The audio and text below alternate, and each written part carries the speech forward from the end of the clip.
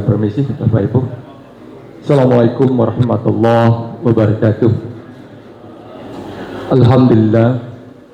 Alhamdulillahillazi ja'ala taqwa libasas solihin.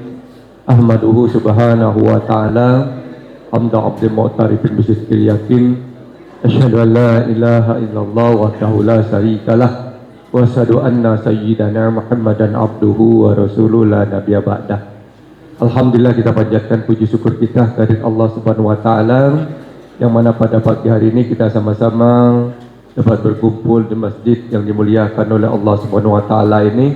Mudah-mudahan kita semua yang berada di dalam masjid ini termasuk hamba-hamba Allah yang dimuliakan oleh Allah Subhanahu wa taala. Amin ya rabbal alamin. Salawat dan salam kita peruntukkan kepada junjungan kita Nabi Muhammad sallallahu alaihi wasallam. Mudah-mudahan kita semua di akhirat nanti diizinkan Allah Subhanahu wa taala Nabi Muhammad sallallahu alaihi wasallam memberi syafaat kepada kita semua. Amin ya rabbal alamin. Bapak Ibu hadirin yang insyaallah dimuliakan oleh Allah Subhanahu wa taala, yang kita tunggu-tunggu telah datang. Kami beritahukan kepada Bapak Ibu sekalian kenapa beliau ini kalau mengisi ceramah tidak sholat bersama kita, karena beliau ini ada mengisi sebagai imam di salah satu masjid di Kabupaten Oku pada pagi Sabtu ini. Oleh sebab itu beliau tidak bisa sholat bersama kita, tapi alhamdulillah beliau dapat mengisi ceramah pada pagi hari ini.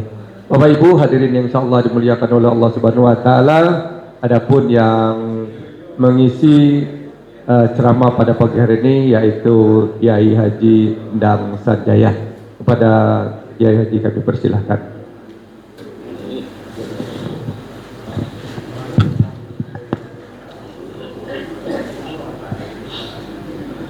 Assalamualaikum warahmatullahi wabarakatuh.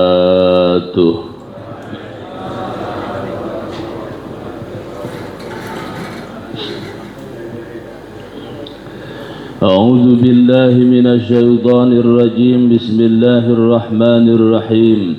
الحمد لله الأول بلا ابتداء والآخر بلا انتهاء، والصلاة والسلام على النبي الهدى والمصطفى سيدنا ومولانا ونبينا محمد صلى الله عليه وسلم وعلى آله وأصحابه أهل الصدق والوفاء. أما بعد،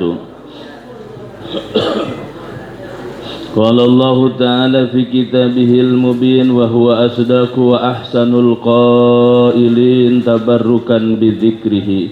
أعوذ بالله من الشيطان الرجيم. بسم الله الرحمن الرحيم. فاسألوا أهل الذكر إن كنتم لا تعلمون. Al-ayah wal makna wallahu wa rasuluhu a'lamu bimuradah. Wa qala an-nabiy sallallahu alaihi wa alihi wa sahbihi wa sallama man yuridillahu bihi khairan yufaqihu fid din. Al-hadis al-makna wallahu wa rasuluhu a'lamu bimuradah. Sadatal masyayikh wa ulama anal a'izza, para alim, para ulama, para kiai, ustaz, tokoh-tokoh agama, tuan-tuan guru, guru-guru ngaji, tokoh pemerintah, tokoh masyarakat, sesepuh, kasepuhan, bini sepuh, Bapak dan Ibu jamaah sekalian, insya Allah kita adalah hamba-hamba Allah yang dimuliakan oleh Allah Subhanahu wa ta'ala. Amin ya Allah ya Rabbal. Alhamdulillah wa syukru ala ni'amillah, kita bersyukur kembali oleh Allah diberikan anugerah, nikmat taufik, nikmat hidayah, nikmat kemauan mengerjakan ibadah beserta kesempatannya, sehingga alhamdulillah kita diberi kemampuan Allah menjalankan ibadah. Berbagai macam bentuk ibadah kita kerjakan. Mudah-mudahan dengan harapan segala amal ibadah kita diterima oleh Allah Subhanahu wa ta'ala. Amin ya Rabbal alamin. Salawat dan salam teruntuk baginda Rasulullah sallallahu alaihi wa alihi wasallam beserta keluarganya, sahabatnya, para pengikutnya hingga kita sebagai umatnya. Semoga nanti di yaumil kiamah kita mendapatkan syafaatul uzma dari baginda Rasulullah sallallahu alaihi wasallam. Amin Allahumma amin ya rabbal alamin. Bapak Ibu jamaah rahimakumullah, kita lanjutkan kajian subuh setiap hari Sabtu, menggugurkan kewajiban kita, karena salah satu yang diwajibkan Allah kepada kita adalah ngaji. Ngaji hukumnya wajib, wajibnya aini bukan kifai, wajibnya wajib ain. Untuk perseorangan kagak bisa diwakilin, nggak bisa wakil, mau kemana mau ngaji nitip satu nggak bisa, itu wajib perorangan. Kenapa diwajibkan ngaji? Karena agama butuh pengetahuan. Salat, ibadah butuh ilmu. Ilmu untuk ibadah wajib dicarinya. Maka ada ungkapan dari kaidah usul fikih, ma la yatimmu bihil wajib illa bihi fahuwa wajib. Segala sesuatu yang membutuhkan itu untuk kesempurnaan ibadah, maka sesuatu itu menjadi wajib. Wudu wajib karena sholatnya wajib. Ngaji wajib karena sholat butuh ilmu, karena ibadah butuh ilmu.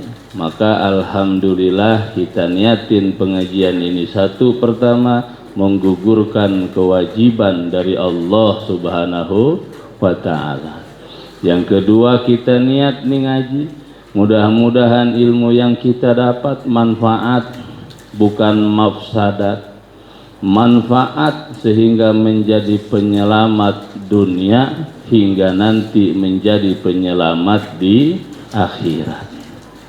Kemudian niat yang ketiga nih ngaji untuk apa? Mensyiarkan agama. Mensyiarkan agama. Kalau ngajinya begini banyak, alhamdulillah. Berarti kebaikan, masih banyak fansnya, masih banyak penggemarnya. Alhamdulillah. Kalau kebaikan dikit fansnya, maka keburukan yang fansnya banyak, penggemarnya banyak. Nah itu semakin mundur berarti agama kita. Nah yang terakhir, yang paling puncak kita ngaji, niatnya adalah menggapai ridho dari Allah Subhanahu wa ta'ala. Karena itu tujuan hidup, mendapat ridho dari Allah Subhanahu wa ta'ala.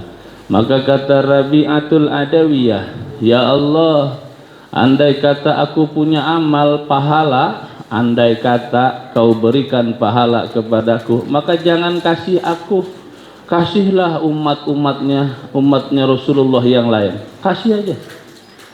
Dan andaikan aku ini banyak dosa dan mendapat siksa, maka biarlah siksa itu aku nikmati sendiri. Aku tak peduli ada di surga, aku tak peduli ada di neraka. Mau di neraka jadi, mau di surga jadi, Dimanapun jadi, asal satu, engkau bersamaku dan engkau ridho kepadaku. Nah, ulama perempuan itu Rabi'ah al-Adawiyah, orang luar biasa secara ilmu, secara keyakinan. Bapak Ibu jamaah rahimakumullah, maka mudah-mudahan ngaji kita nih ada manfaatnya untuk kita semua dan keluarga kita. Amin ya rabbal alamin. Al-qismul awal fil fikhi, bagian yang pertama dalam fikih adalah menjelaskan tentang hal-hal yang wajib untuk orang yang beragama Islam atau untuk orang yang mau masuk ke dalam Islam.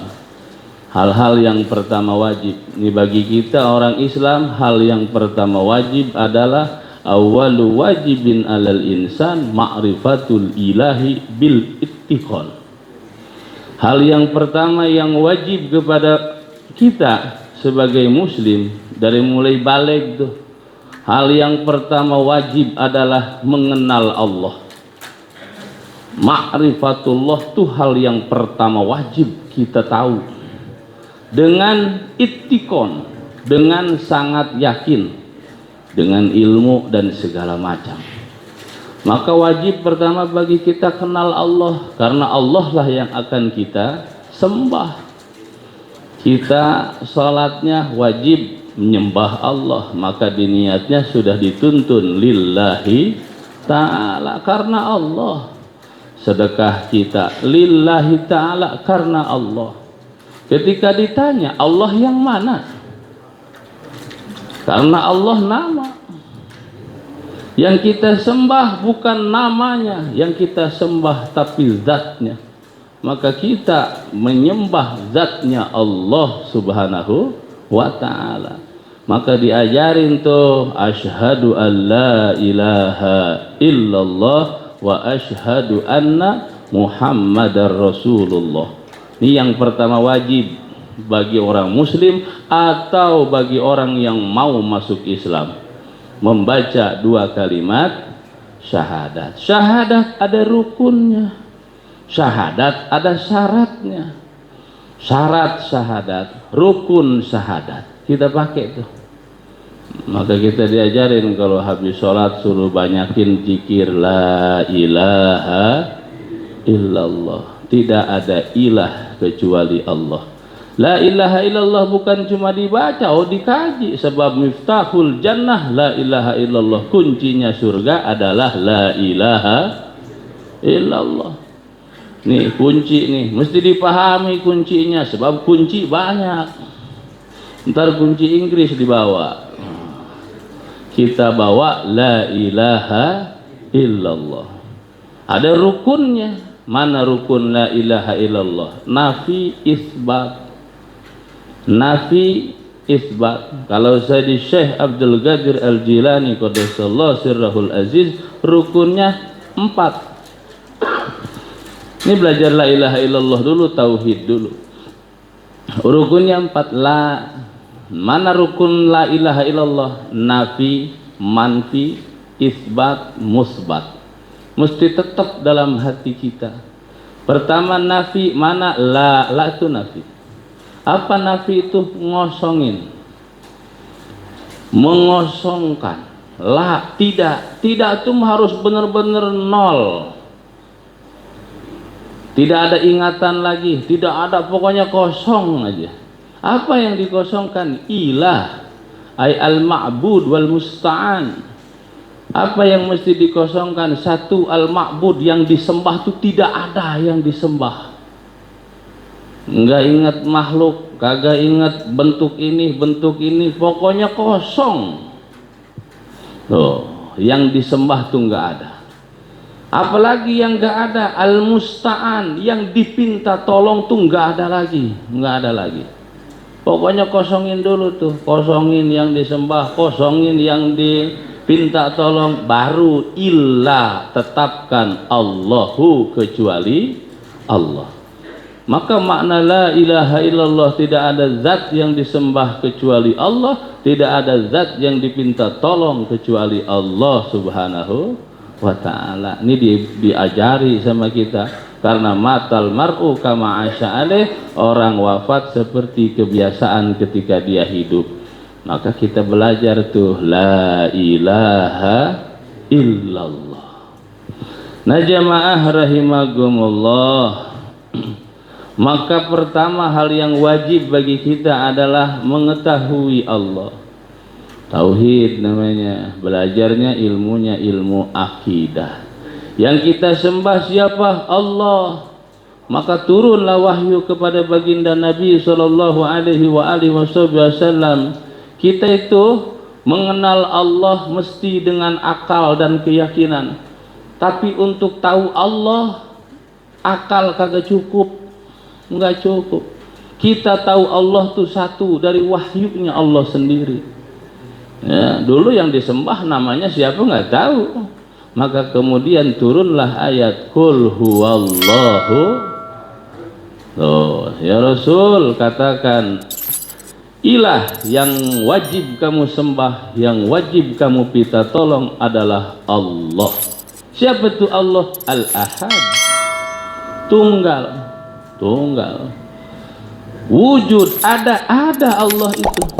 Walaupun kata logika setiap yang ada harus bisa dilihat, setiap yang ada harus bisa dirasakan, setiap yang ada punya posisi eksistensi keberadaannya. Allah wujud, ada. Di mana adanya? Nah, dipahami wujudnya dulu seperti apa. Maka wujud untuk melihat, merasakan eksistensi keberadaan Allah subhanahu wa ta'ala, pahami dulu. Karena wujud, adanya sesuatu itu dibagi tiga, kata ilmu tauhid. Yang pertama, adanya sesuatu idofi, butuh yang lain. Dia ada karena butuh yang lain. Ada kopi ini, ada kopi, ada kopi, ada ya. Ini adanya kopi, oh bandrek ini ya. Oh bandrek, alhamdulillah. Ini adanya bandrek, perlu gelas. Nah, adanya sesuatu butuh yang lain. Contoh, di sebelah ini saya disebut dengan samping kanan, sebelah sini samping kiri, di sana atas, di sini bawah. Kalau saya nggak ada disebut apa? Hah? Ini disebut apa? Kalau sekarang samping kanan saya Pak Haji Muiz, sehat panjang umur, amin. Nah, samping kanan. Sebelah kiri samping kiri. Saya nggak ada, tempat ini jadi apa? Nah, adanya samping kanan, adanya samping kiri, adanya atas, adanya bawah, butuh saya. Adanya sesuatu butuh sesuatu yang lain, itu namanya wujud idopi. Dan Allah bukan yang ini, bukan adanya Allah yang kayak begini butuh sesuatu yang lain, bukan. Nah, satu wujud idopi namanya. Yang kedua, memahami keberadaan Allah. Allah sifat wujud adalah yang kedua, wujud aridi, keberadaan sesuatu dimulai dari tidak ada. Awalnya nggak ada, jadi ada. Kayak Bapak, semua nih kita awalnya kagak ada, kemudian jadi ada, besok kagak ada lagi. Awalnya tidak ada, kemudian jadi ada, karena ada yang mengadakan. Adanya alam, dulu kagak ada alam nih, kemudian jadi ada. Kenapa jadi ada? Karena ada yang mengadakan. Nah, bentuk wujud sesuatu awalnya tidak ada, kemudian jadi ada. Ini eksistensi keberadaan sesuatu. Awalnya nggak ada. Ini bandrek awalnya nggak ada nih. Nah, kemudian jadi ada sekarang. Nah, awalnya tidak ada. Dan keberadaan Allah bukan yang ini, bukan yang ini, bukan diawali dengan tidak ada. Allah itu wujud bila ibtida, wujud bila intiha. Allah ada tanpa permulaan, Allah ada tanpa penghabisan. Itu wujudnya Allah. Maka wujud Allah tidak aridi. Apa itu aridi tadi? Ada karena diawali dengan tidak ada. Terus apalagi wujud tuh ada wujud zati. Nah, inilah yang kita imani, bahwa Allah ada tanpa butuh sesuatu yang lain. Allah ada tanpa diawali dengan tidak ada. Maka wujudnya Allah Subhanahu wa taala wujud zati, adanya secara zat. Kita menyembah Allah, kita menyembah zatnya Allah Subhanahu wa taala. Oh, pertama kita belajar. Maka dalam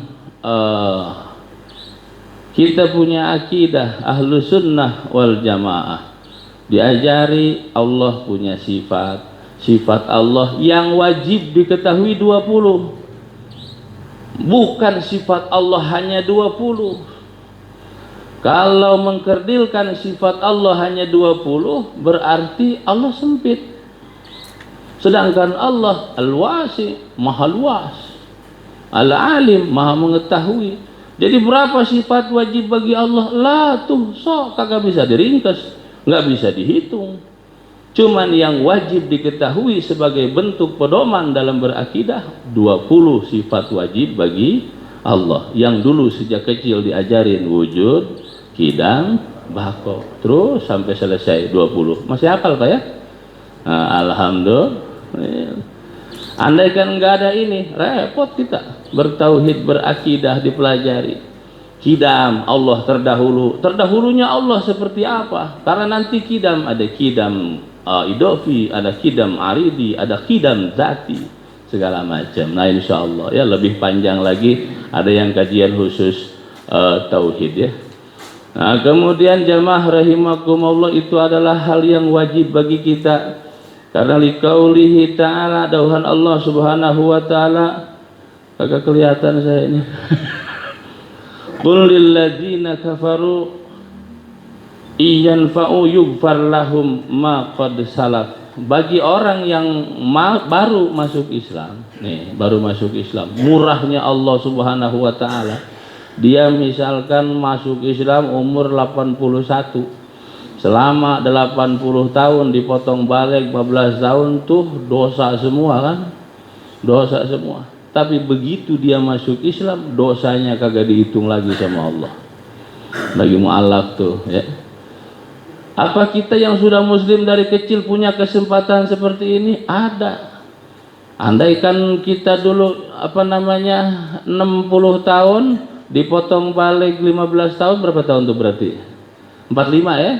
Selama 45 tahun hidup penuh dengan dosa, hidup penuh dengan kekurangan, hilaf dan segala macam kita kerjakan. Kita tobat, selesai itu dosa yang sudah lewat. Kalau urusan sama Allah Subhanahu wa ta'ala selesai. Maka setelah kita mengenal Allah, apalagi yang wajib bagi kita? Summa yajibu alaihi shalah li'annal iman qaulun wa amalun, li'annal qaula da'wa wal amalu huwa niyah, wal qaulu suratun wal amalu ruhuha. Kemudian sudah kita mengenal Allah, akidah kita, tauhid kita, sudah paham kita tentang ilmu tauhid, ilmu teologi, ngerti kita, sehingga membedakan, oh ini jangan, ini harus dalam kacamata akidah. Kemudian maka kita wajib mengerjakan sholat. Sholat itu bentuk daripada manifestasi iman itu sendiri, karena iman itu qaulun wa amalun. Iman itu ucapan dan pekerjaan, yang ngomong ya begawe. Nah, imam tuh, iman tuh. Maka kemudian wajib sholat kita. Sholat nih, tiangnya agama. As-sholatu imaduddin, wa man aqamaha faqad aqamaddin, wa man tarakaha faqad hadamaddin. Sholat. Nah, kemudian wajib sholat. Dulu ada kisah seorang orang tua. Dia berkisah, dikisahkan ada orang tua, dia tuh gawenya tuh biasa lah kayak kita umum, tapi di akhir hayat beliau ngitung, dia tuh ngitung umur dia sekarang 70 tahun, dipotong balik 15 tahun, berarti ada sekitar berapa tuh, 55 ya, 55 tahun dari mulai wajib ibadah. Nah, kalau sehari dosa satu berarti dikali 55 tahun berapa puluh dosa kira-kira? Sehari satu be dosanya, kali 55 tahun, bukan 55 dosa, 5 setahun aja 360 hari. Kira-kira banyak lah. Saking banyaknya nginget dosa nih pingsan. Ya Allah, dosa banyak amat.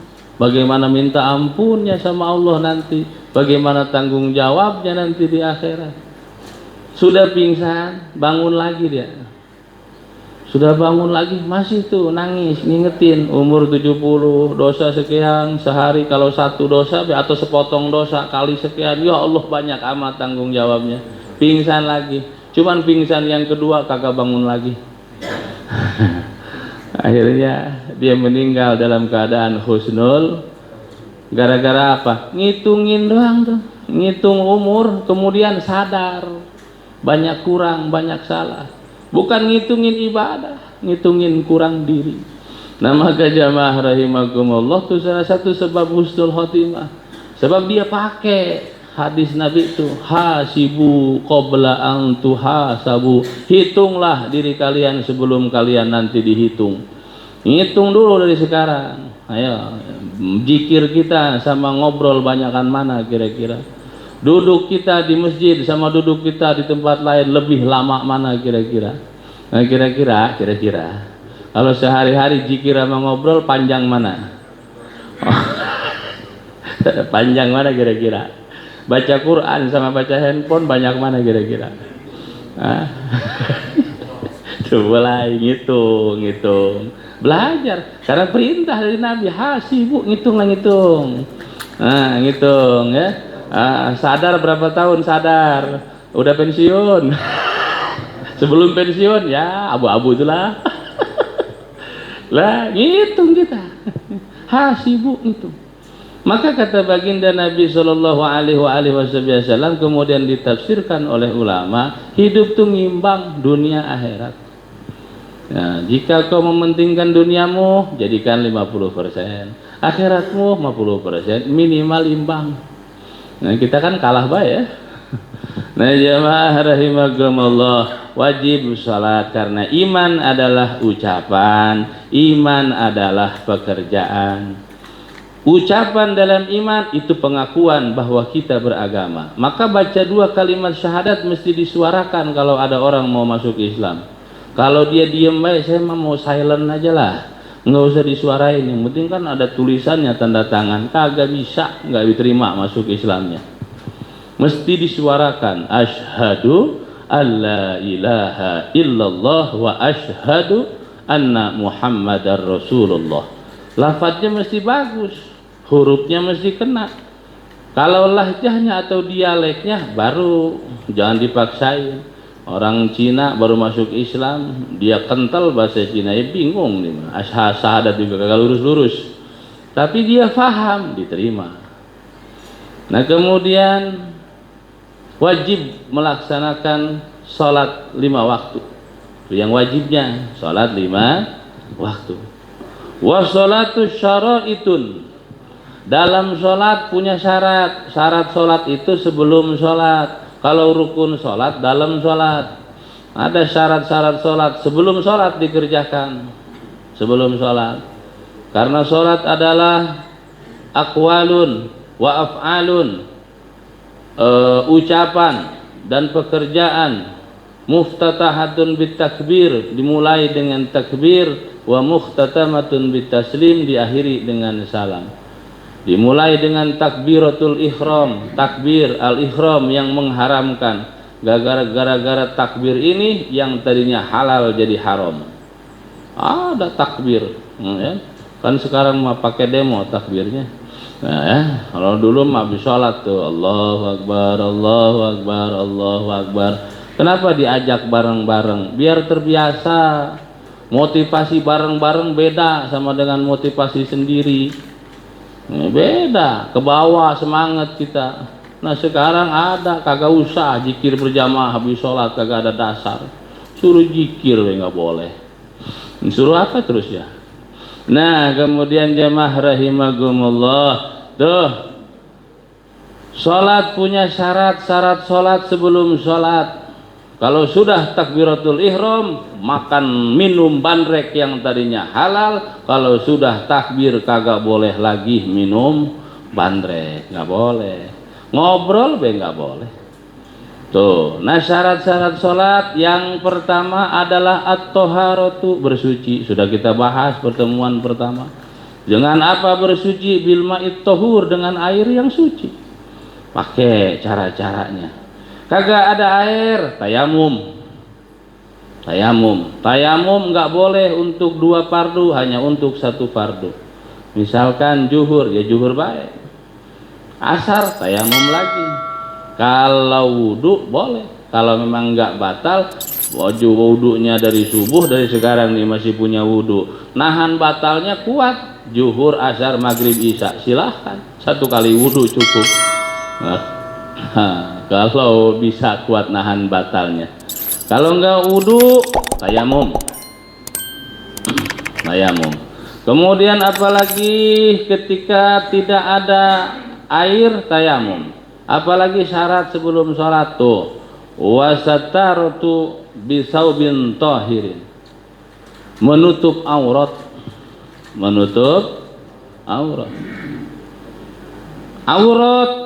Mana laki dan perempuan punya batasan. Aurat perempuan jami'u badaniha, seluruh badannya, illal wajha, kecuali muka, wajah. Di depan mereka sendiri kalau lagi sholat. Kalau lagi di luar semua badan. Laki-laki sama. Jangan dikira laki-laki kagak punya batasan aurat. Mana aurat yang mesti ditutup oleh laki-laki? Baina surrah war rukbah. Nih antara pusar sampai ini lutut. Ini mesti ditutup kalau di luar rumah. Kalau sesama kita itu baina surrah war rukbah. Aurat laki-laki baina surrah war rukbah, antara pusar sampai lutut, antara laki-laki dan laki-laki. Kalau laki-laki di luar rumah maka sama auratnya kayak perempuan, seluruh badan, ya, kecuali telapak tangan, wajah. Nah itu aurat kita dengan ketika di luar sama baik. Kita kan memahaminya, kita melanang, kita mah begini baik. Nah, kalau perempuan rapi, perempuan suruh rapi, kita acak-acakan. Nah, jamaah rahimahumullah, menutup aurat dengan apa? Dengan pakaian yang suci. Nah, baju kita sebelum sholat cek dulu suci apa enggak. Beda enggak bersih sama suci? Saya tanya, bersih sama suci beda apa enggak? Beda. Apa bedanya? Suci sama bersih beda apa enggak? Beda ya. Nah, kalau bersih bisa dinilai. Kalau bersih bisa dinilai, dilihat, dirasain. Kalau suci abstrak. Karena yang mengatakan suci agama, hukum. Ini contoh sama, menghilangkan hadas kecil. Tuh kan. Hadas kecilnya mana?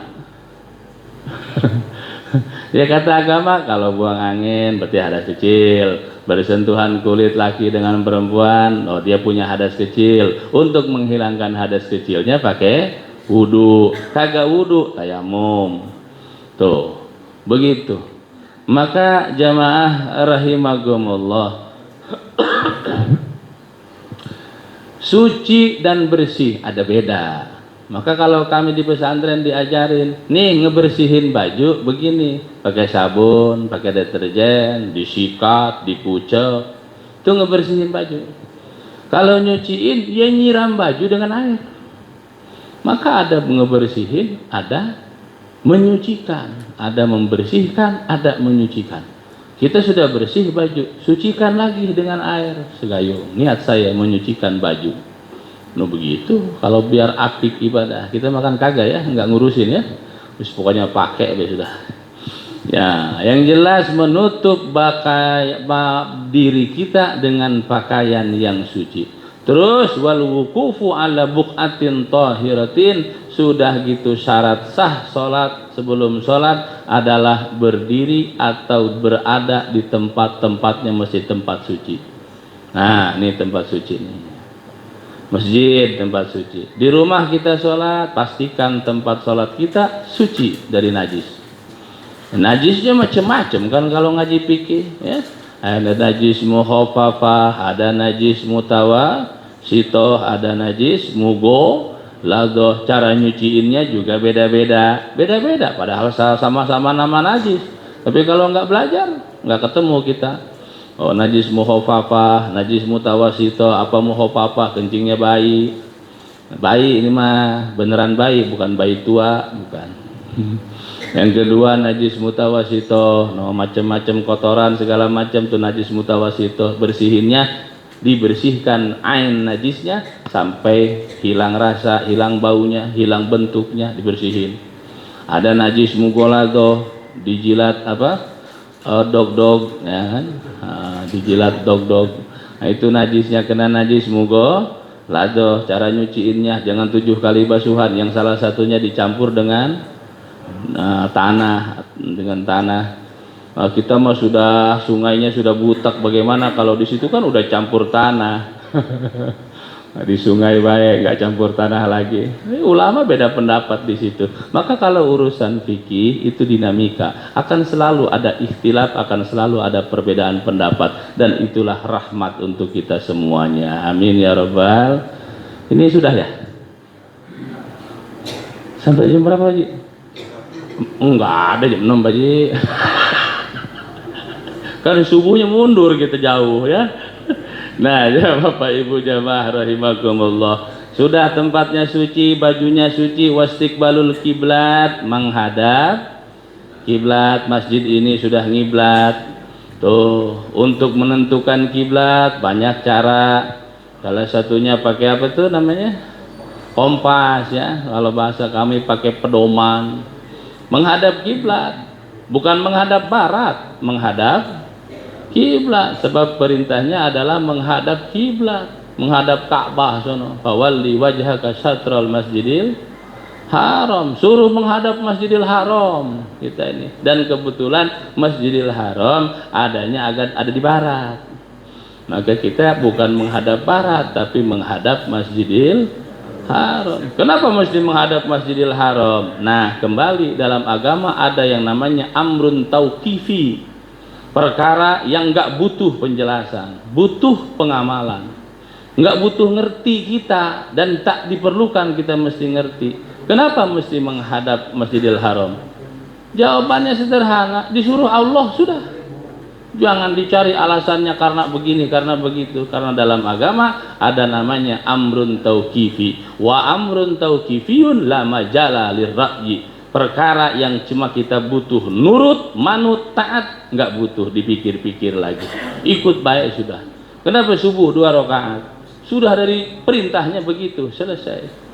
Nah dalam agama, karena agama adalah bentuk tunduk, patuh, dan taat. Kadang-kadang nggak perlu dijelaskan.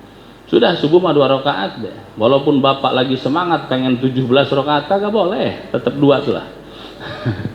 Nah, Bapak Ibu jamaah rahimakumullah. Kemudian waniyatu pakai niat.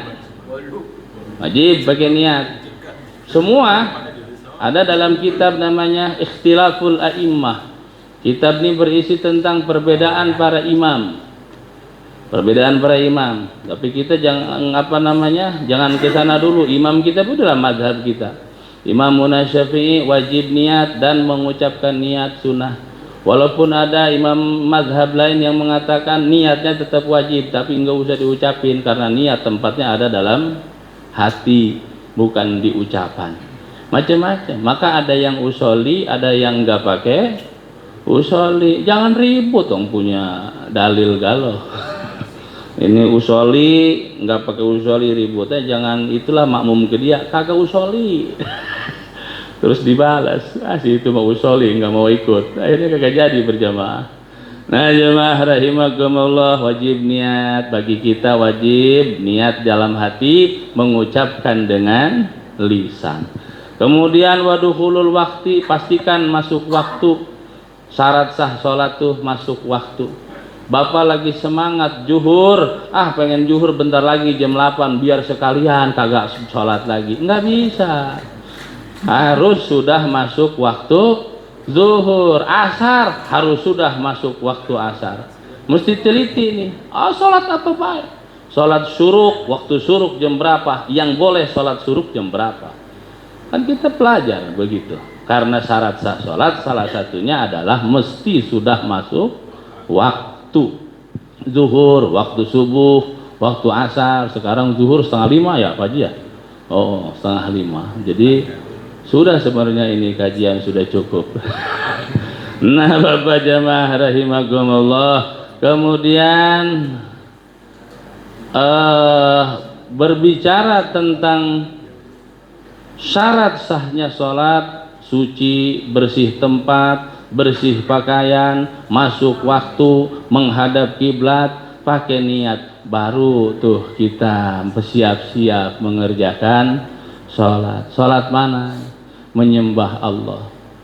Pengen khusyuk gimana? Fokus, fokus, fokus. Karena kata ulama, hal yang pertama hilang dalam agama adalah khusyuk. Kalau ilmu agama yang pertama hilang tuh nggak dipakai sama umatnya, sama pemeluk agamanya, adalah ilmu waris, faraid kalau bahasa kami. Itu ilmu yang akan pertama hilang. Ya, dilihat aja sekarang, mana siapa yang saya selama di Batu Raja kagak ada, Ustadz kami punya warisan tolong faraid dong, kagak ada, karena mulai jarang dipakai dan lambat laun tidak dipakai, ilmu ini hilang. Maka kata ulama, ilmu agama yang bakal pertama hilang adalah ilmu waris, ilmu faraid. Kalau soal ibadah yang pertama akan hilang dari umat ini, kata para ulama, bersumber dari Nabi tentunya, adalah khusyuk. Adalah khusyuk. Karena sekarang mah zaman eksis, ya. Boro-boro khusyuk, orang sekarang mau dipoto lagi sujud juga. Dibikin status, agak ada khusyuknya. Nah jemaah rahimakumullah, maka ketika ditanya Al-Imam Junaidi Al-Baghdadi, wahai imam, bagaimana sholat kami biar khusyuk? Maka kata beliau, sholat aja dulu, jangan cari khusyuk. Kalau kau mau cari khusyuk, kagak sholat kita. Karena salah satu tanda khusyuk adalah mau ibadah, mau sholat. Nah kita mau sholat, itu sudah tanda khusyuk kita. Alhamdulillah, diperjelas lagi. Kalau ngikuti sahabat Nabi, kalau ngikuti baginda Nabi, sholatnya baginda Nabi begitu khusyuk, saking khusyuknya waktu tak terasa. Nabi sholat pernah semalaman sampai kakinya bengkak, kagak berasa, saking khusyuknya. Kalau umatnya kan sekarang nggak usah sholat juga udah bengkak baik kakinya. Ya rematik, asam aurat, segala-gala. Sayyidina Ali bin Abi Thalib karamallahu wajah, masya Allah, khusyuk beliau ketika sholat. Dia kena panah punggungnya, maka kata beliau, nih panah cabut aja kalau pas saya lagi sholat. Iya bener, dia lagi sholat dicabut panahnya, teriak kagak, enggak, sholat tuh biasa terus. Kalau kita jangankan panah pak, tajam begitu, nyamuk satu kan kuntau keluar.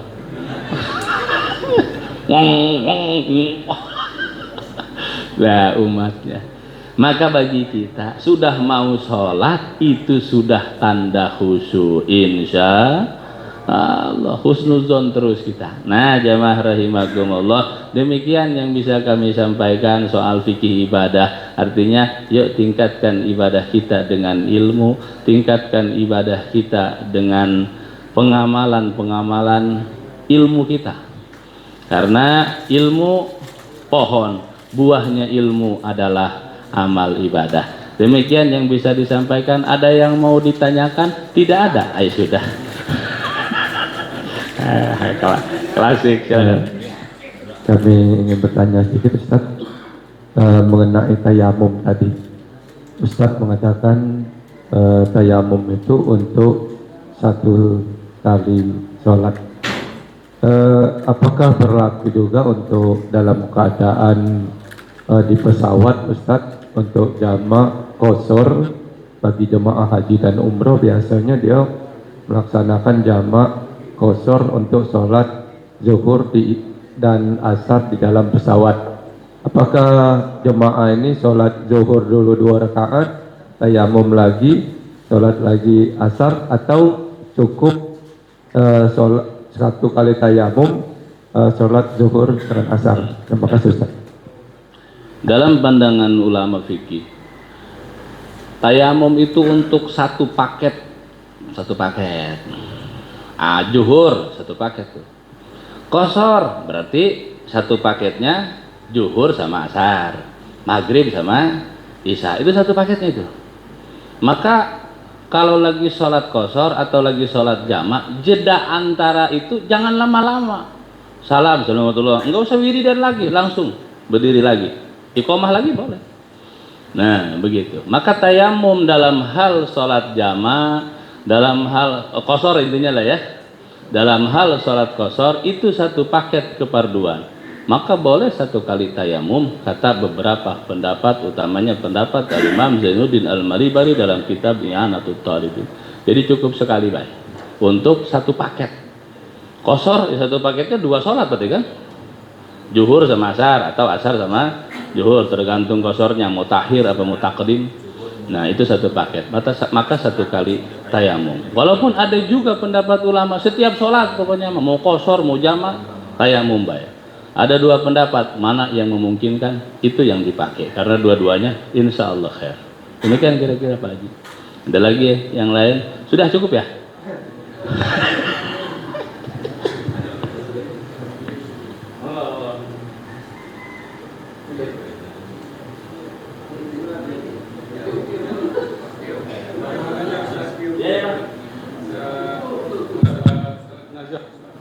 Salat jenazah.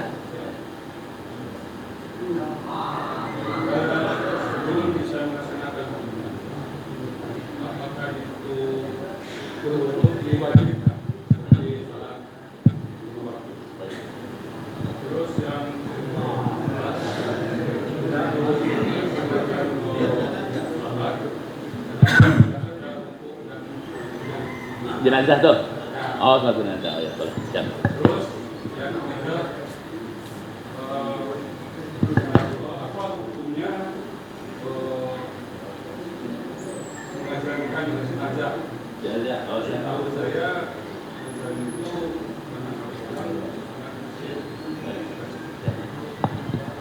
Yang pertama apa tadi? Yang pertama, sholat jenazah itu boleh tidak dilakukan tanpa wudhu. Siap. Syarat sah sholat. Ini sholat apa baik? Salah satunya tadi sudah kita bahas adalah mesti suci dari hadas kecil, dari hadas besar. Menyucikan hadas kecil dengan wudhu, menyucikan hadas besar dengan mandi. Ini mesti syarat. Sholat apa baik? Hatta sholat jenazah yang mesti wudhu dulu. Nggak jadi sholat jenazah nggak punya wudhu main sholat baik. Nggak bisa, mesti punya wudhu dulu. Itu satu. Yang pertama. Untuk semua sholat, sholat sunnah, tahiyatul masjid, sholat istikharah, sholat istisqa, semua harus ada wudhu. Pokoknya syarat sholat wajib dan sunnah itu mesti suci, hadas kecil, hadas besar, salah satunya. Maka jawabannya wudhu dulu sebelum sholat jenazah. Kemudian yang kedua tadi urusan jenazah, kenapa tidak ada rukunya? Kenapa tidak ada sujudnya? Mau ruku mau sujud silakan Pak, cuma diketawain Pak ya. Apa dia ruku ya?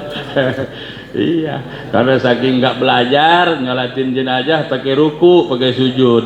Begitu ditanya, seumur-umur baru lihat sholat jenazah pakai ruku, pakai sujud. Apa jawabannya? Spesial, yang meninggalnya kawan.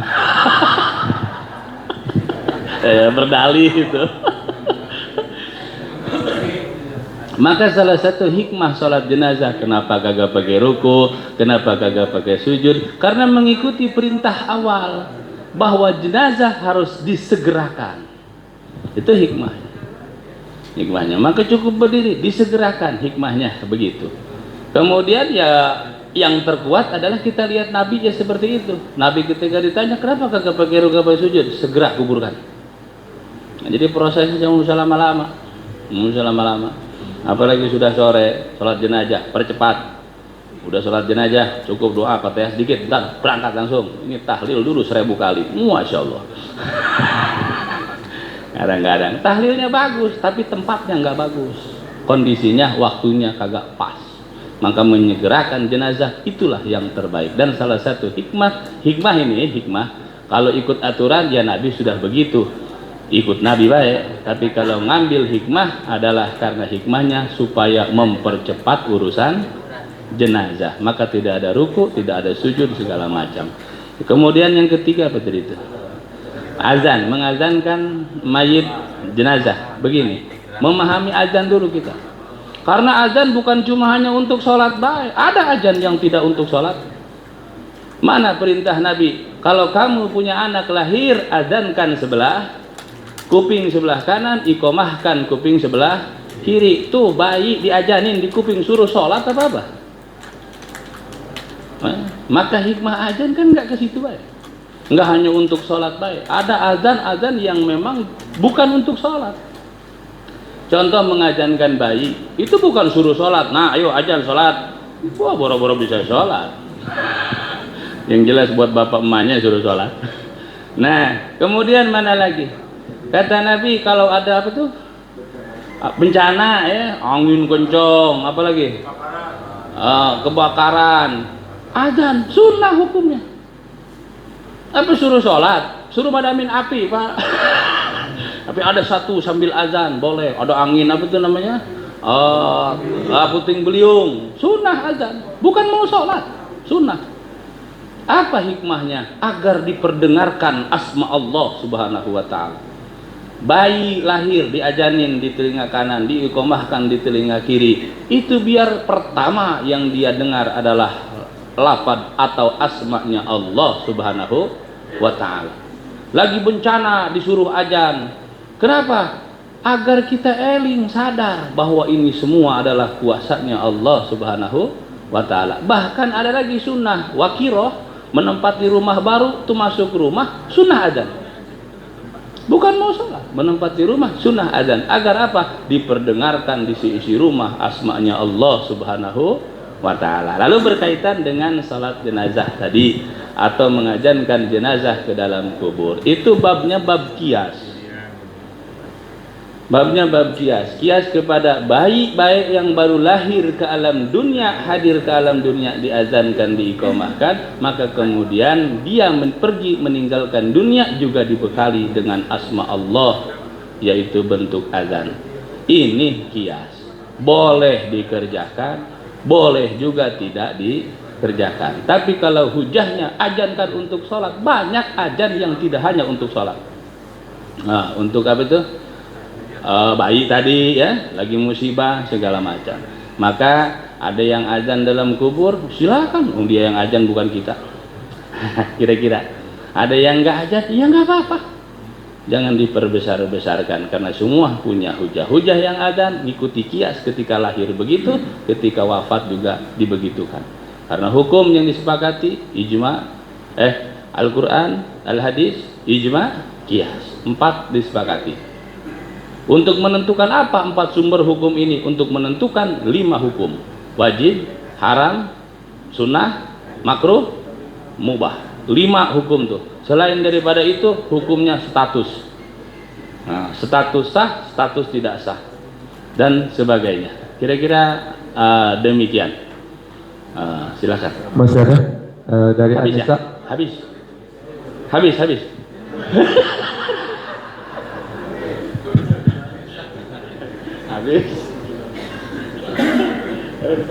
Terakhir ya Pak Ustaz.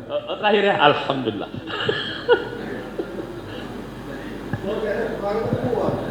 Ini ya, ini mati kali. Bersentuhan laki-laki dan baik.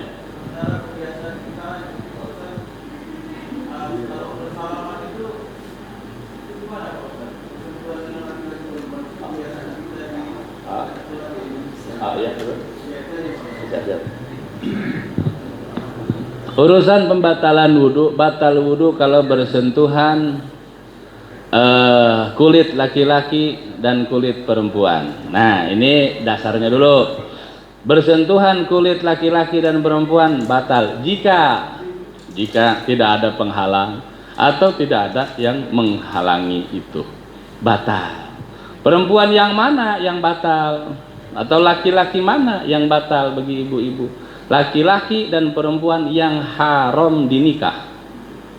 Yang haram dinikah tidak batal. Kalau yang halal dinikah batal. Diulang, yang haram dinikah tidak batal bersentuhan, tapi yang halal dinikah batal bersentuhan kulitnya. Nah, maka ada peribahasa mahram. Siapa itu mahram? Mahram itu adalah hubungan dua orang atau beberapa orang yang memang karena hubungan itu hukum pernikahan jadi haram, nggak boleh nikah. Contoh, mak sendiri, haram nikah mak sendiri, benar. Bukan kisah siapa itu yang mamanya sendiri di kita sang apa? Yang Sangguriang. Nah, haram dinikah, maka karena haram dinikah sama emak masih punya wudhu, bersentuhan kagak batal. Sama bapak kandung mah itu polo. Bahkan bapak tiri mah itu polo. Enggak batal wudhunya. Tapi kalau sama yang lain akan batal wudhunya. Istri, kenapa sampai batal wudhu kita bersentuhan sama istri? Karena istri kita orang yang halal dinikahi. Maka mahram adalah orang yang haram dinikah karena sebab keturunan nasab, karena hubungan. Contoh misalkan mertua tuh enggak batal wudhu, bersentuhan dengan mertua. Kenapa enggak batal wudhu? Mertua karena kita kawin sama anaknya jadi haram dinikah selama-lamanya. Walaupun kita sudah selesai dengan istrinya, misalkan cerai, sama mertua tetap orang tua, tetap orang tua. Nah, itu sebab musoharo, kagak batal wudhu. Maka yang batal wudhu adalah yang halal dinikah. Kalau yang haram dinikah, wudhu kita tidak batal. Nah, kemudian kebiasaan kita bersalaman di kita, ya bersentuhan, ya batal semua. Ya udah bersentuhan sama orang lain yang memang halal dinikah secara hukum, maka batal wudhu kita. Lalu bagaimana salamannya kira-kira? Ya disiasati baik. Disiasati baik, jangan disengajain. Agak bening nih, wow. Nah, itu pelanggaran kira-kira begitu apa? Mohon maaf, sudah habis ya? Iya, ini udah bunyi Pak. Ya Bapak Ibu jamaah rahimakumullah, demikian yang bisa kami sampaikan. Kita tutup bareng-bareng baca istighfar bareng-bareng, boleh ya Pak ya? Baca zikir bareng-bareng, mudah-mudahan jadi kebiasaan kita semuanya. Ya, astaghfirullahaladzim, astaghfirullahaladzim, astaghfirullahaladzim, astaghfirullahaladzim, astaghfirullahaladzim, astaghfirullahaladzim, astaghfirullahaladzim, astaghfirullahaladzim. La ilaha illallah, la ilaha illallah, la ilaha illallah, la ilaha illallah, la ilaha illallah, Muhammadur Rasulullah, la ilaha illallah, Muhammad Rasulullah. Subhanallah walhamdulillah wa la ilaha illallah wallahu akbar. Subhanallah walhamdulillah wa la ilaha illallah wallahu akbar.